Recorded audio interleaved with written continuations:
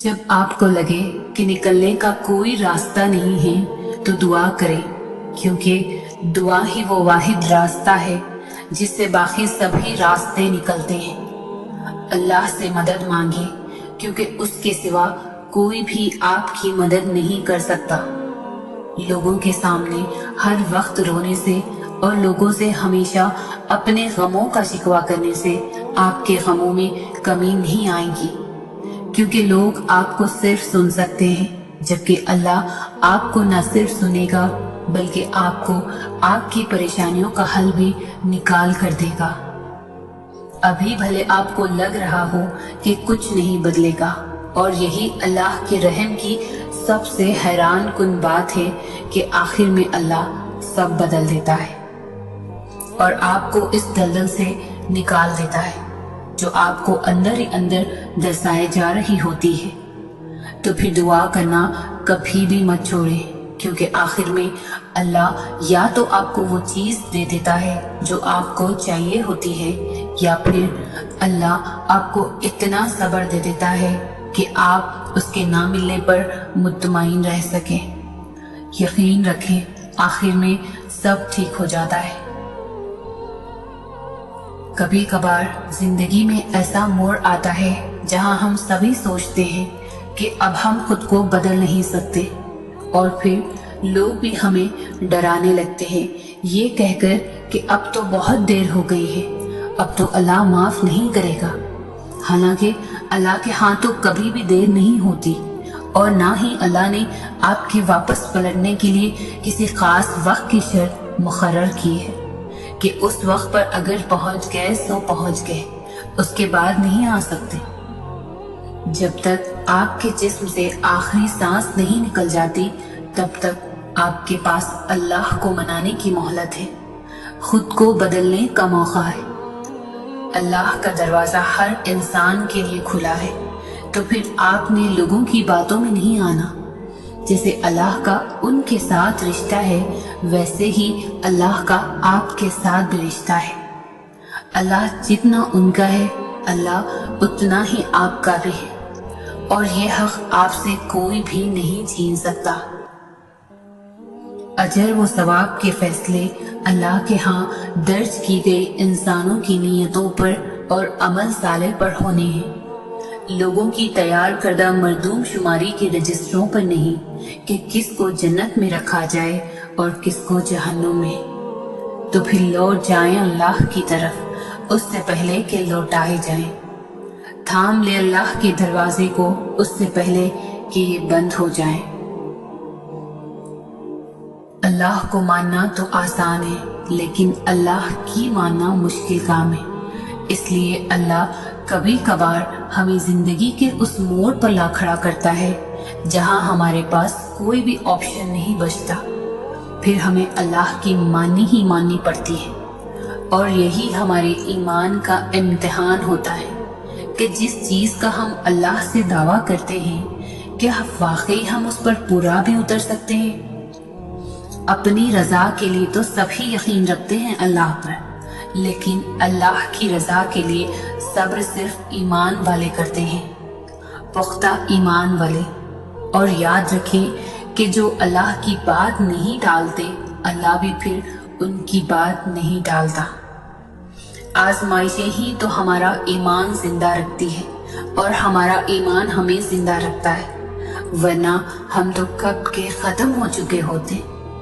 हर महरूमी आपका इम्तिहान है, और इम्तिहान में पास वही होता है जो उस्ताद को राजी करने में कामयाब हो जाता है। तो आप भी राजी कर लें अपने निगरान को, अपने अल्लाह को। और आप क्या गुमान करते हैं कि ये कहने से छोड़ दिए जाएंगे कि मैं ईमान लाया और फिर आजमाए ना जाएंगे। लोग ना तो आपका मसला है और ना ही आपकी दुआओं का, क्योंकि अल्लाह ने आपको देने के लिए लोगों की राय नहीं मांगनी। लोग कुछ भी नहीं है, ये मामला सिर्फ आपका और अल्लाह का है। तो जैसे अल्लाह ने आपके मामले में लोगों से मशवरा नहीं लिया, वैसे ही आपने भी अल्लाह के मामले में किसी से भी मशवरा नहीं लेना। آپ نے دعا کرنی ہے آپ کریں، آپ نے ایک ہی دعا بار بار کرنی ہے آپ بار بار کریں۔ آپ اللہ سے تب تک مانگیں جب تک آپ کو سکون نہیں مل جاتا۔ سب کو بھول جائیں، کیونکہ اجر تو اللہ نے ہی آخر میں دینا ہے نا۔ تو یہ نہیں سوچنا کہ لوگ جو مانگنے سے روک رہے ہیں اگر وہ نہ ملا تو آپ کو شرمندگی اٹھانی پڑے گی۔ اللہ سے مانگنے والے شرمندہ کبھی نہیں ہوتے، کیونکہ اللہ کی طرف سے بھیجی گئی ہار میں بھی جیت ہوتی ہے۔ نہ مانگ کر پچھتانے سے بہتر ہے کہ آپ ایک بار اپنی پوری کوشش کریں۔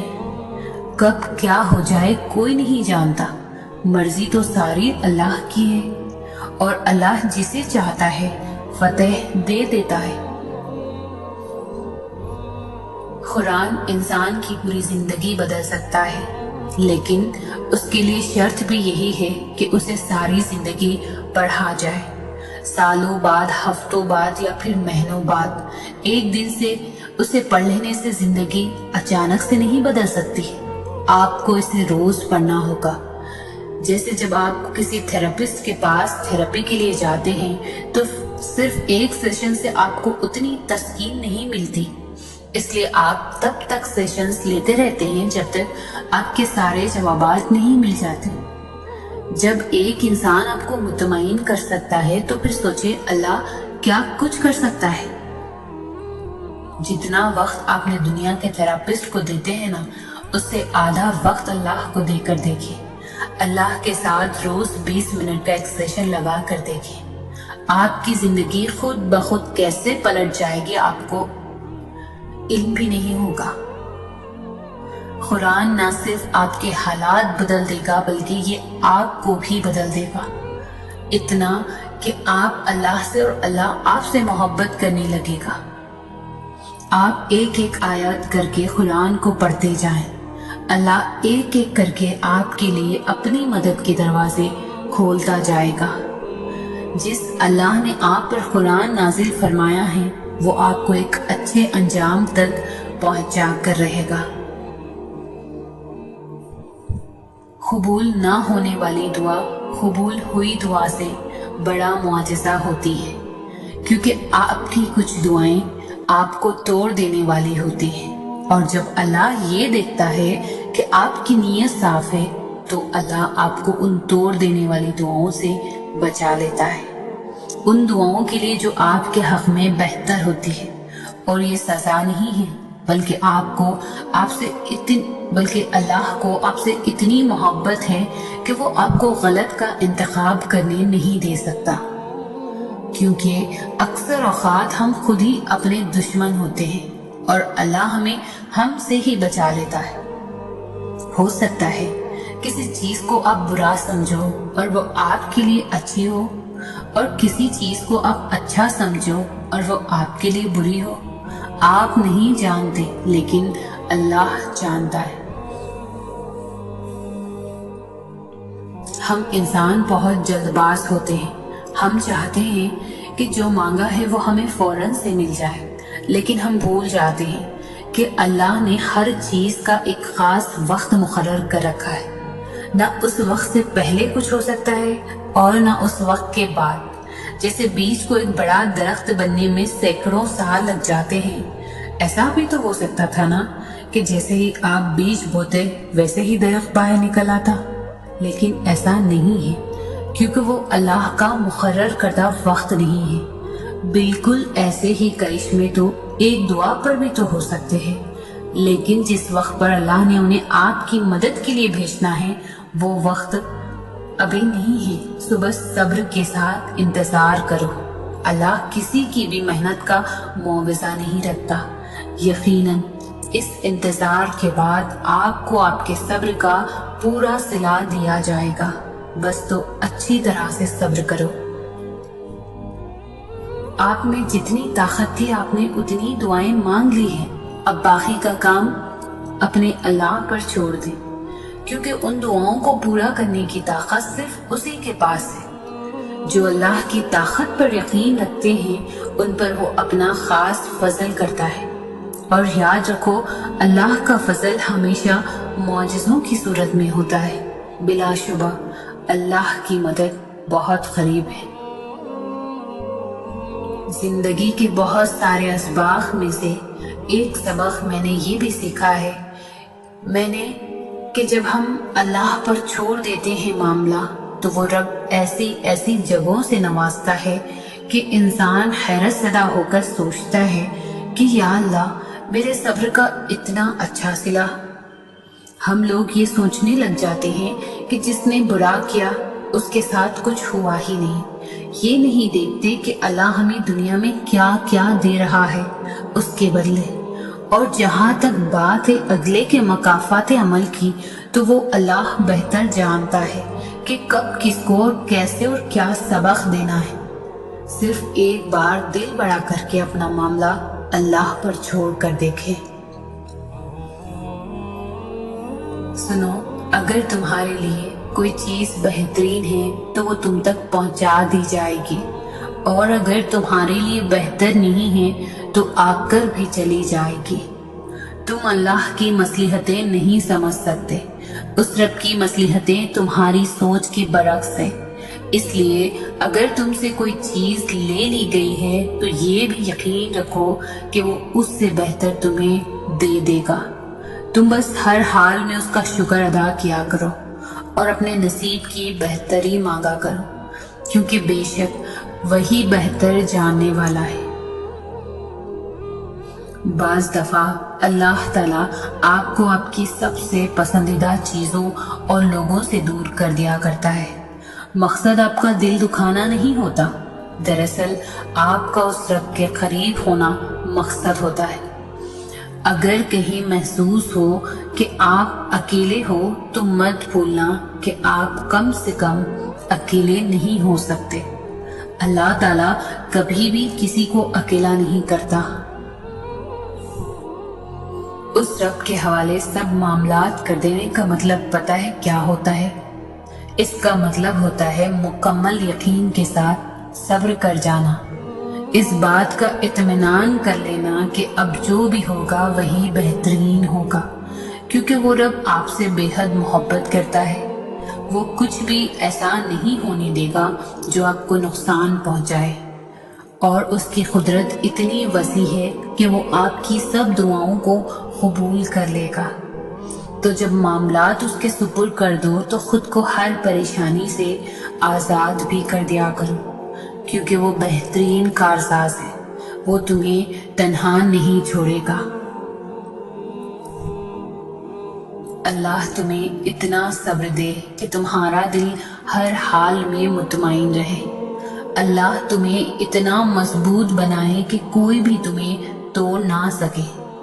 اللہ تمہیں اتنا اپنے قریب کر لے کہ کسی اور کی تمہیں ضرورت نہ پڑے۔ اللہ تمہیں اپنی اتنی محبت دے کہ کسی اور کی محبت کے لیے نہ ترسو۔ اللہ تمہیں دنیا کی اتنی سمجھ عطا کر دے کہ تم اس کے ہر فیصلے پر راضی ہو جاؤ۔ اللہ تمہیں اتنا کچھ نوازے کہ تم کسی کے محتاج نہ رہو۔ اللہ تمہیں اپنی یاد میں اتنا مشغول کر دے کہ تمہیں کسی اور کی یاد نہ ستائے۔ اللہ تمہیں اپنا قرب اتنا عطا کرے کہ پھر تمہیں دنیا کی چاہ نہ رہے۔ آمین۔ جب آپ کا دوست اللہ بن جاتا ہے تو پھر وہ آپ کی سب سے بڑی پناہ ہوتا ہے، وہی آپ کی ڈھال ہوتا ہے، وہی آپ کے راستے صاف کرتا ہے اور وہی آپ کے لیے بدلے لیتا ہے۔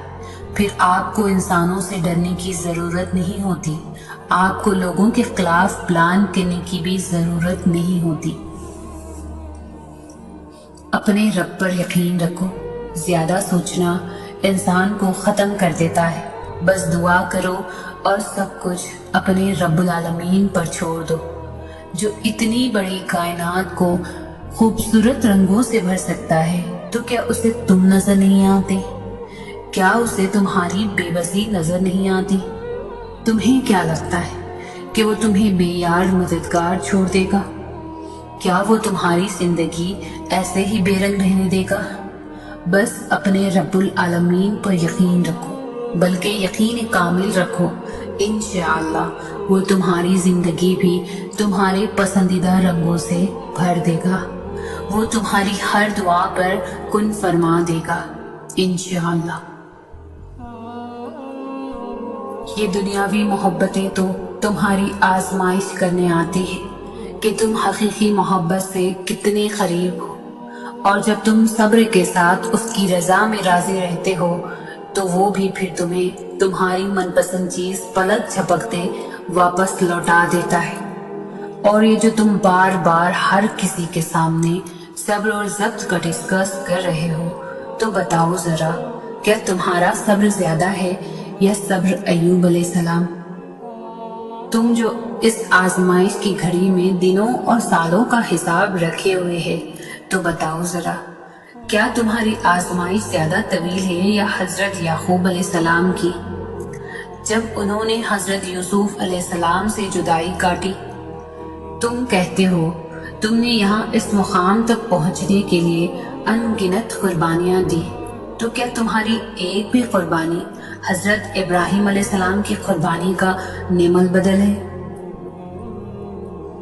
بے شک اللہ تو بن کہی باتیں بھی سن لیتا ہے، لیکن تم جب بھی اللہ سے بات کرو تو اپنے دل و دماغ کی ساری باتیں اپنی زبان پہ لے آنا۔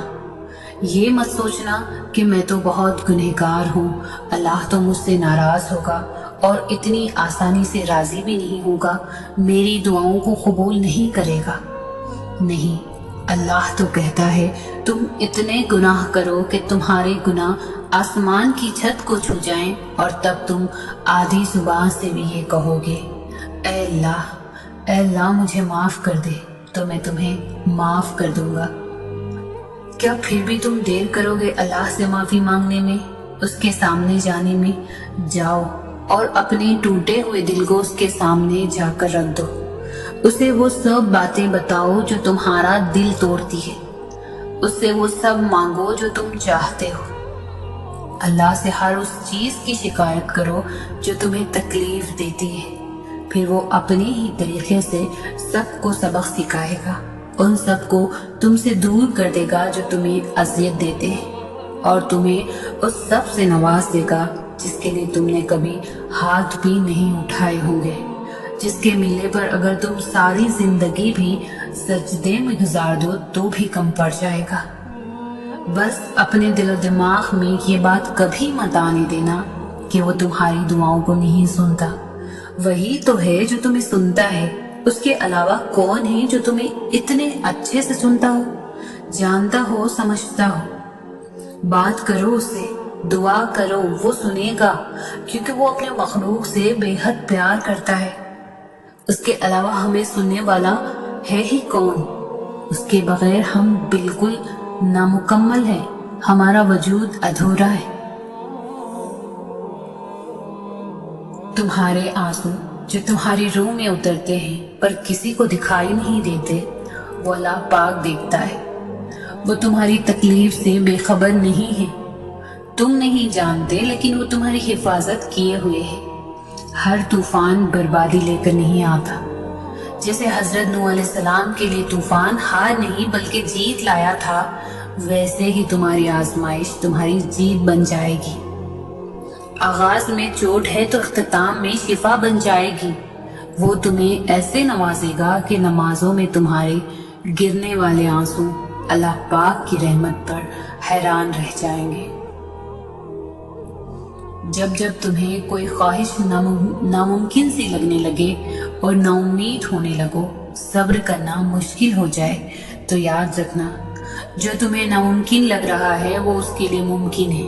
نا امید نہ ہو، یہی تو صبر کرنا ہے، یہی تو اس کے کن پر کامل یقین رکھنا ہے، یہی تو آزمائش ہے تمہارے صبر کی۔ اگر اس نے یہ خواہش پوری نہ کرنی ہوتی تو وہ دل سے اس کا خیال بھی نکال دیتا، مگر اس خواہش کا بار بار یاد آنا اس لیے تو ہے کہ تم مانگتے رہو اس سے، اور وہ ایک روز اس ناممکن کو ممکن کر دے گا۔